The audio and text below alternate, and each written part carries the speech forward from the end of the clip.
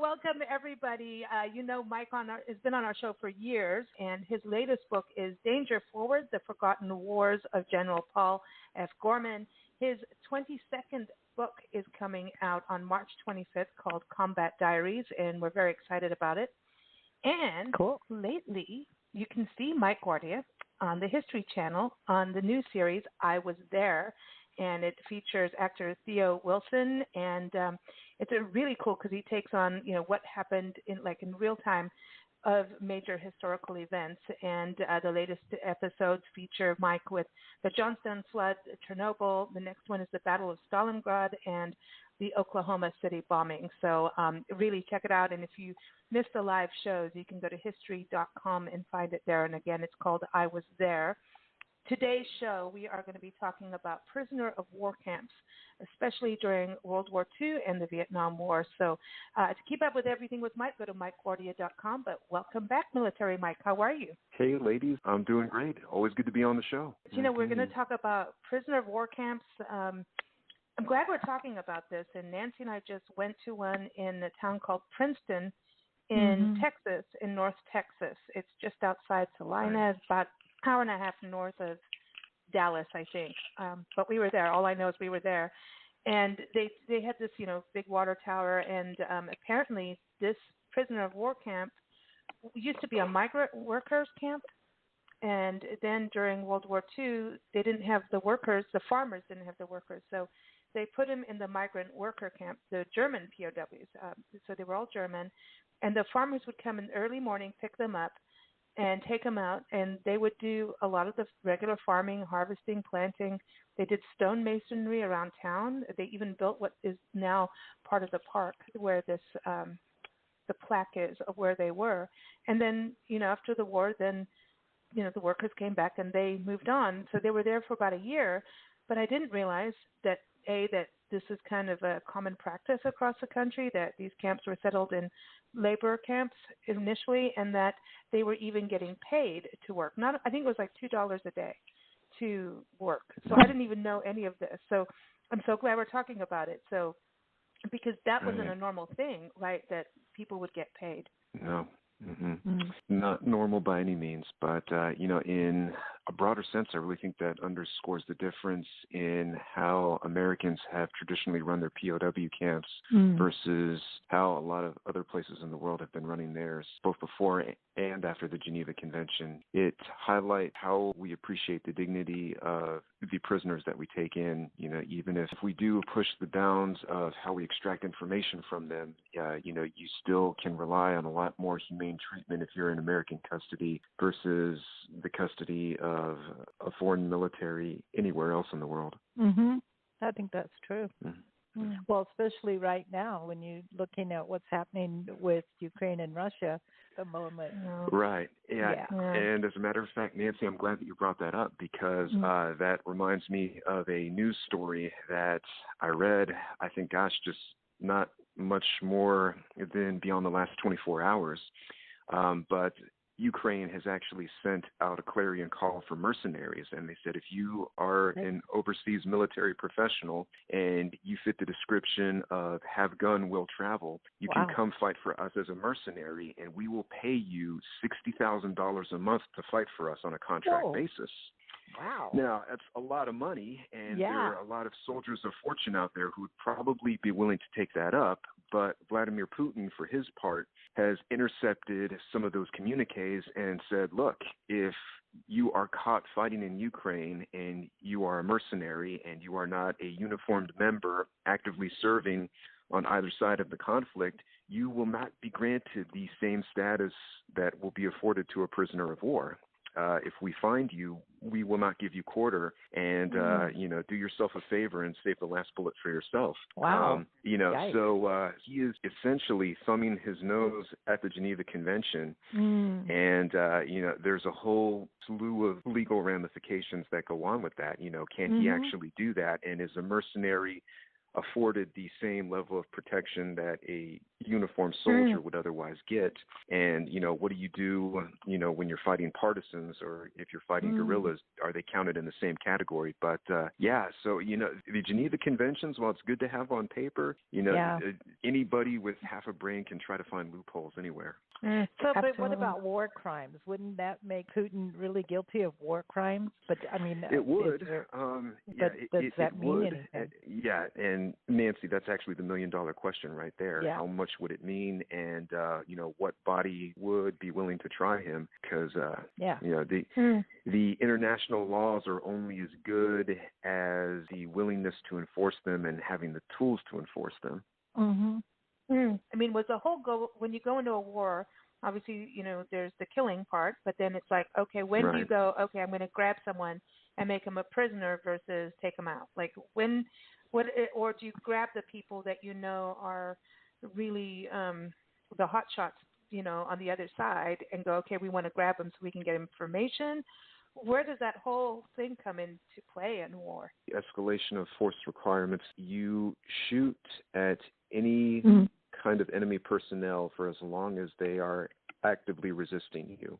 So if they are likewise carrying a weapon, or if they are behind any type of weapon system, then they are free game and you are authorized to kill them. Now, they can take status as a prisoner of war the moment they surrender to you. And there are any number of ways that they can make those intonations, but it is understood that you engage them as a target for as long as they have the capacity to be a threat to you. Now, if a soldier or any type of enemy personnel has been neutralized and they no longer have a weapon and no longer have the active means to resist you, then that's when you take them into custody. But if they get combative or they try to resist, even if it's not arm resistant, then that resets the force escalation requirements and you are free to use deadly force at that point. So, whenever there has been a conflict where there has been a priority target list, it's been a list of what the preferences are for eliminating that target. If you can eliminate the target in its entirety and essentially make the person go from living to dead, that is the first priority. But if you can take them alive, and if they facilitate that by their cooperation, then we also consider that a victory, because this high-ranking person can yield some actionable intelligence that we can use at some point down the line. Yeah, I wonder, we look at John McCain being, prisoner of war. It was, and this was before he was a politician, right? This is, way back when in Vietnam, right? Or was it? Yeah, that he was taken. But from what I understand, it wasn't the easiest of life, being a prisoner of war during Vietnam.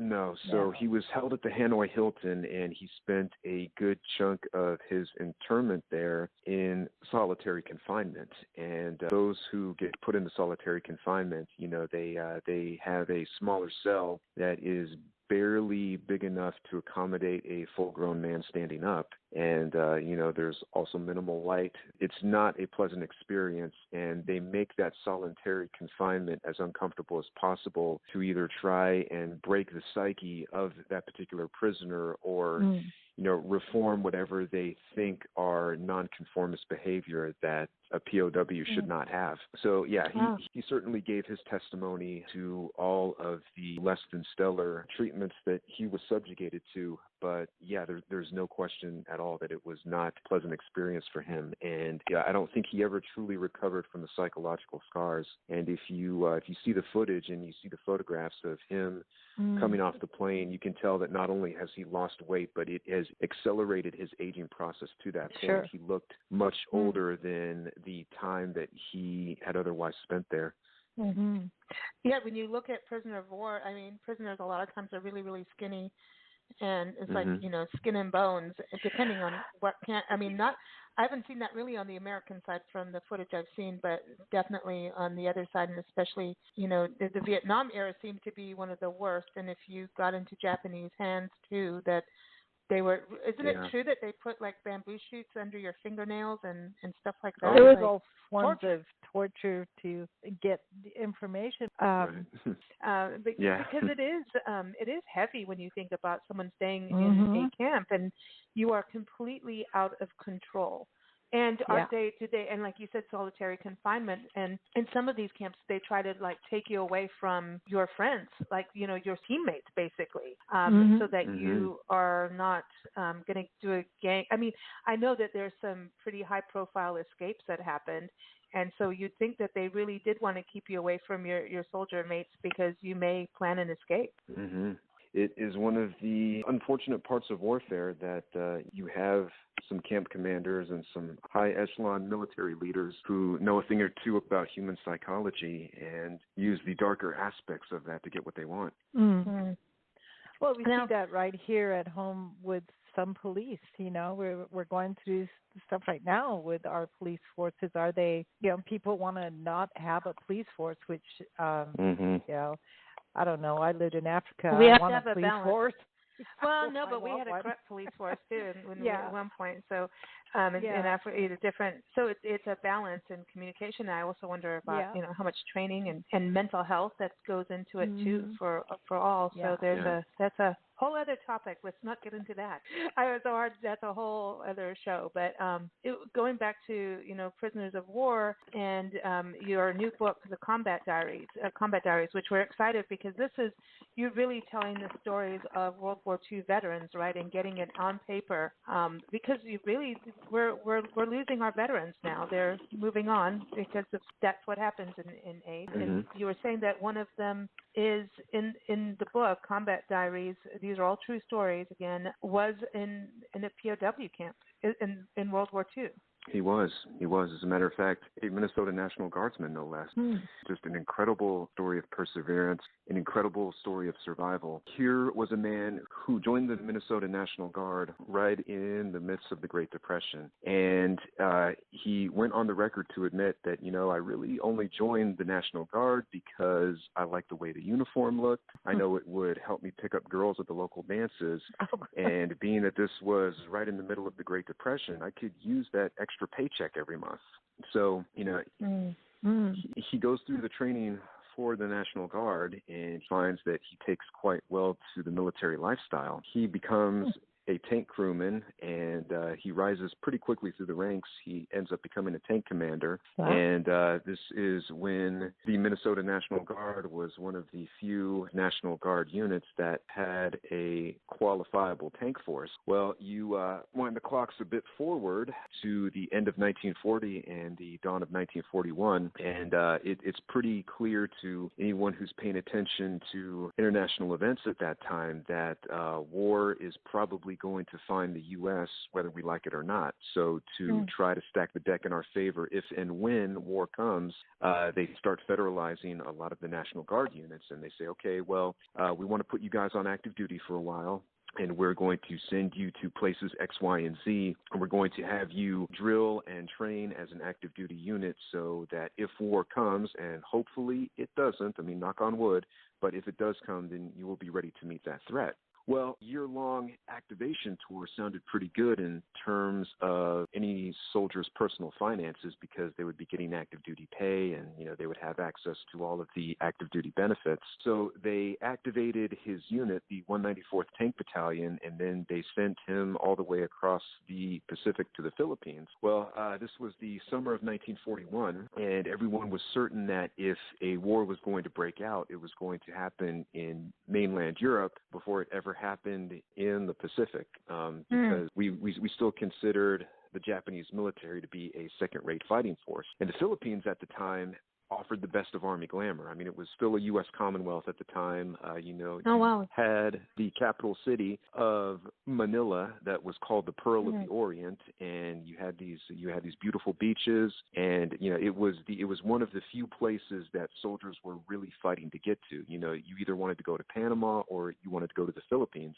So he's there, and he starts practicing all of the normal variety of defensive drills that would be expected for a defensive the Philippine homeland, but nobody expects the attack on Pearl Harbor followed very quickly by an invasion of the Philippines. And given the resources that they had at the time, they were fighting a losing battle pretty much from the first day. And at one point, they actually had to abandon their tanks because they didn't have the infrastructure points available to get those tanks to consolidate at Bataan. So here you had an entire tank battalion that didn't have any tanks, and they were having to make the retreat on foot. Well, he gets the order to surrender, and some guys in the Philippines, of course, like Russell Volkman and Don Blackburn, they refuse the order to surrender, and they disappear into the jungle to raise guerrilla movements. But other men did not escape into the jungle because all of their unit commanders said, no, if you disobey the order to surrender, you're going to be considered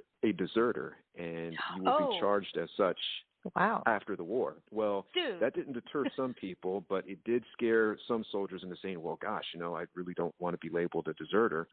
So they accepted the terms of surrender, and they lived to regret their decision very quickly because they ended up on the Bataan Death March, just like this one particular soldier did. And assuming they even survived the Death March, they had a horrible, horrible experience in the Japanese POW camps, just doing unspeakable things with no rhyme or reason. I mean, it seemed like the Japanese were torturing these American POWs simply for their own amusement.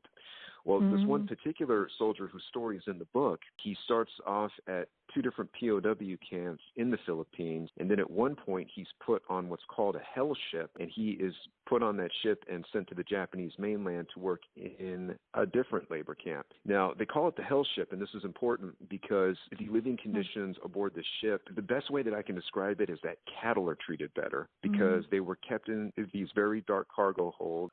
Very often they were not fed. They had no access to bathroom facilities. So for the better part of a 2-week voyage from the Philippines to the mainland island of Honshu in Japan, you had all of these prisoners of war who were in the cargo hold, and they were walking around in ankle-high urine that was splattered with all of their own fecal matter. So that to a whole slew of health problems. You had guys coming down with dysentery, guys who developed any number of health problems, and they died shortly after they got off the ship. Well, this one particular fellow, he survived the hell ship, and he said that he will never forget the smell for as long as he lived. And then they put him into a Japanese work camp that was on the mainland. And those work camps could vary depending on what the size and function was, but the particular one they sent him to was a camp that was built around a Japanese coal mine. And, he was working a lot of the coal tracks there. But, of course, these POWs are so weak and they're so frail by this point that they can hardly keep themselves upright. But here's a bright, shining moment of that story, because there was one point during his internment that he was very, very close to being on death's doorstep. And there was a Japanese foreman who was in charge of this particular junction of the coal cart track. And this particular POW, he was probably on his last leg of life, but the Japanese foreman saw that the POW had a crucifix. Well, lo and behold, this Japanese foreman was one of the few Japanese Catholics, and once he saw that he had a common thread of the Catholic faith, he took pity on the POW, kind of lifted him up and put him off to the side, and gave him enough time to recover so that, he could continue to do his duties. But it was weird that you had that one faint trace of humanity that was detected there. And, it wasn't too long after that they got news of the bombs being dropped on Hiroshima and Nagasaki.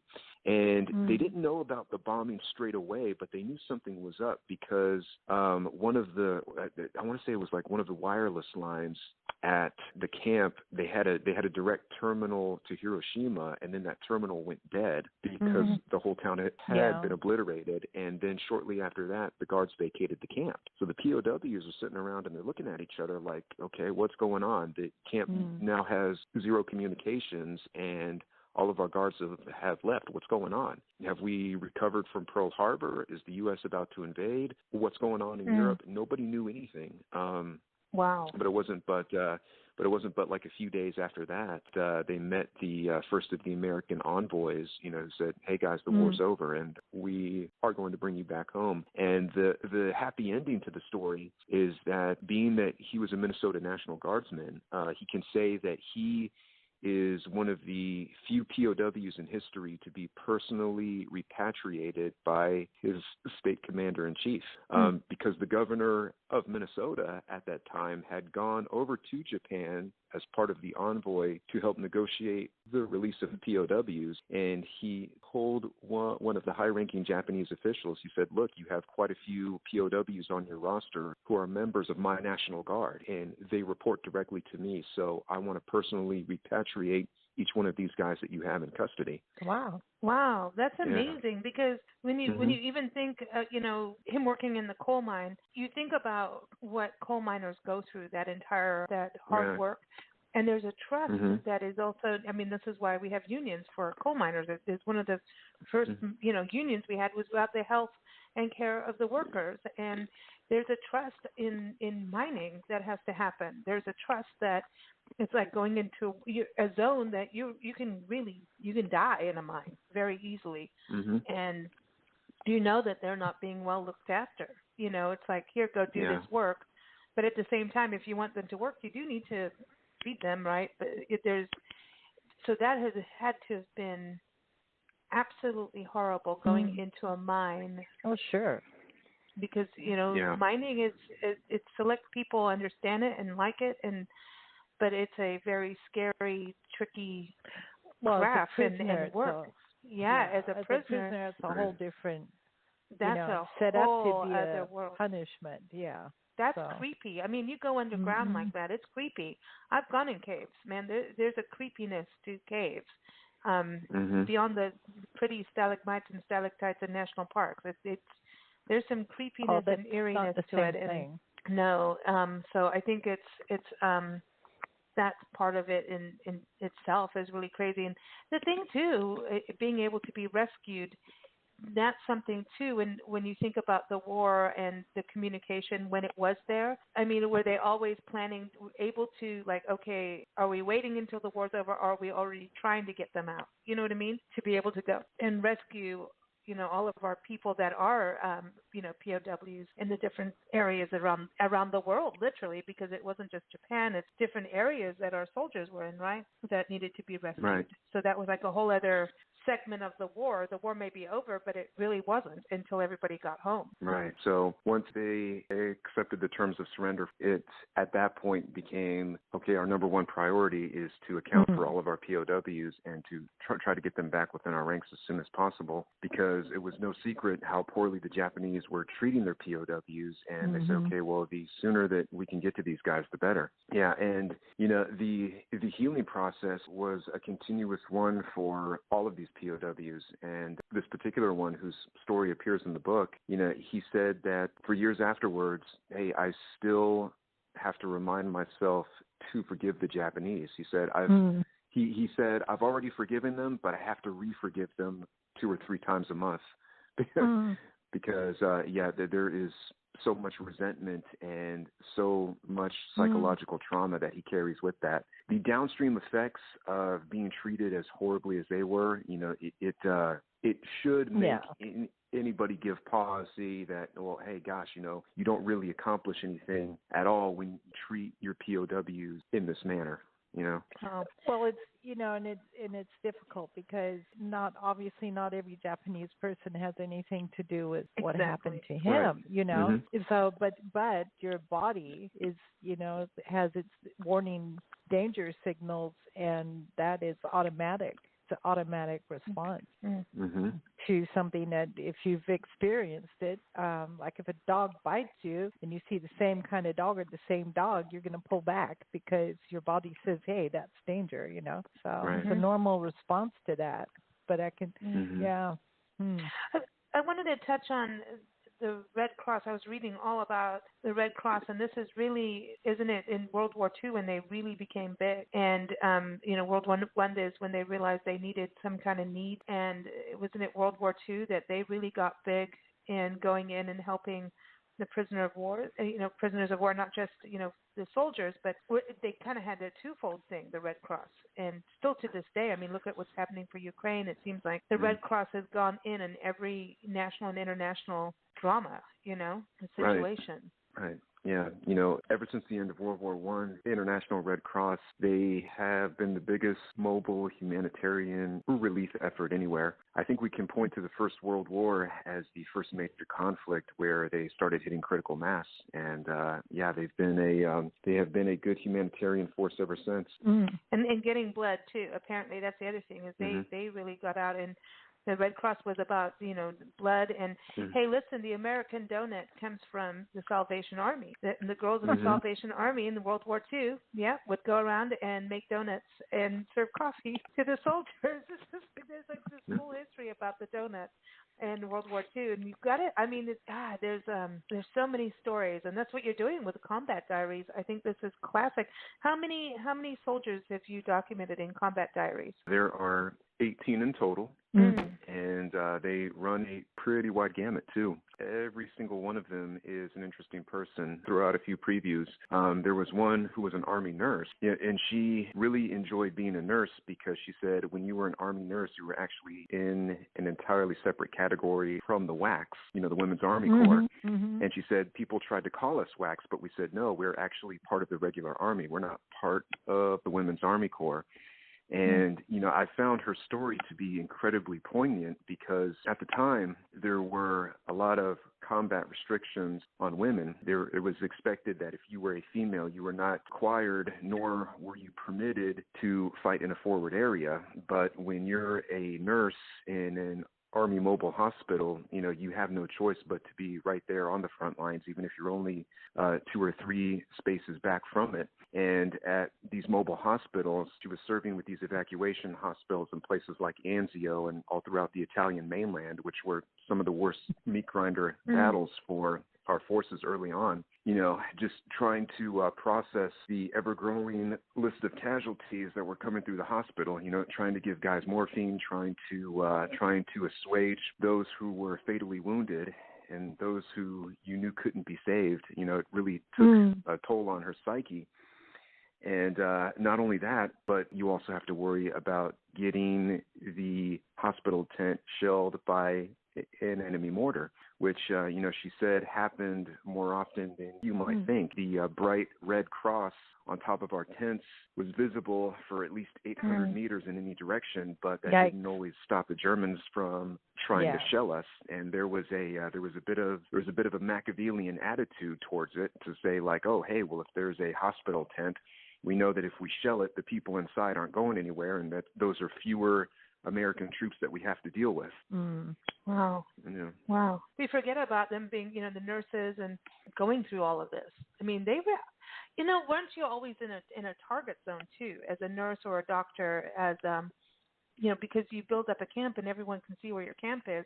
Aren't you more an easy target, in war because people know you've set up camp somewhere because you have to. Well, you're always going to be a target in a forward area. The thing is that if you have a camp or if you have a combat outpost or whatever name that you want to apply to it, it's always understood that you're going to have a security element that is going to be part of that camp to ensure that it can survive. You're always going to have guards on the perimeter. You're always going to have a fire base that is going to be at least one terrain feature behind that can provide a rapid mortar or provide a rapid artillery suppression. And the locations of all those forward station camps, they're shared with the Air Force and they're shared with all of the local Army aviation units, to ensure that if this particular post is in danger of being overrun, they can apply not only indirect fires, but they can, also scramble whatever tactical air assets are nearby to,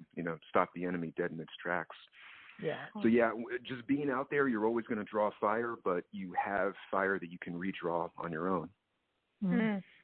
I would always feel like I'm a sitting duck. Just in closing here, I want to do a thing on the escape attempts. So Nancy, in Arizona, Papago Park, we've actually talked about them on shows before, talking about Arizona cooking. Actually, they have a cookbook, and there's a museum and a park there. This was a POW camp. and it was the largest escape to occur from an American facility, apparently. The German POWs tried to get out, and apparently we had Italian POWs in this country. We had, like, a whole bunch going on. Yeah. But, Nancy, going back to where we lived in Kenya, I was reading, so it's a Wikipedia thing, so don't come at me if it's wrong. But apparently there are these, I think it's Italian, Giovanni and Belletto and Vincenzo, I don't know, Felice Benuzzi. They escaped Camp 354 in Nanyuki, Kenya, and decided they're going to climb Mount Kenya. And apparently that there's a whole thing called, they recorded it saying "No Picnic on Mount Kenya." It's the Bear Mountain Picnic by Bob Dylan. No, but anyway, no picnic on Mount Kenya, and apparently they tried to do it, and then they turned around and escaped back to Camp 354. I need to look into this now. That's like a whole new thing. I had no idea that was going on in Kenya. Prisoner of war is like, not an easy climb. Hell especially no. You're an escaped person. You don't have the facilities or the clothing or anything that you need in order to climb Mount Kenya. Yeah, but you think it's all tropical no in Kenya until you decide to go up, Kilimanjaro or Mount Kenya. Like, no, it doesn't work. But, so why are the Italians getting locked up in prisoner of war camps?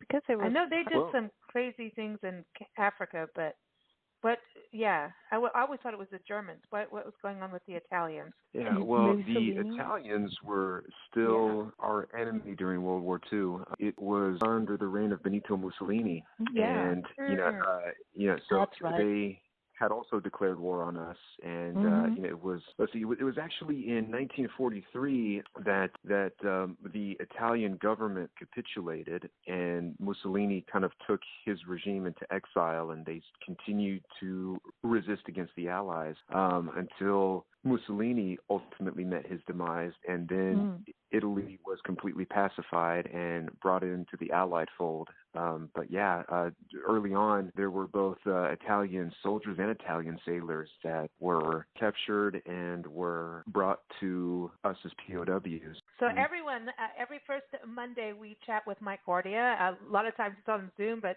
we decided, hey, let's, we're doing our live shows. It's still part of our anniversary year. And so we're having a nice blend, if I get to use that word, of live and recorded shows. We air daily. You can keep up with us at bigblendradio.com. And again, keep up with Mike at MikeGuardia.com. His new book, Combat Diaries, will be out March 25th. And also follow him on the History Channel and watch him on I Was There. He's on.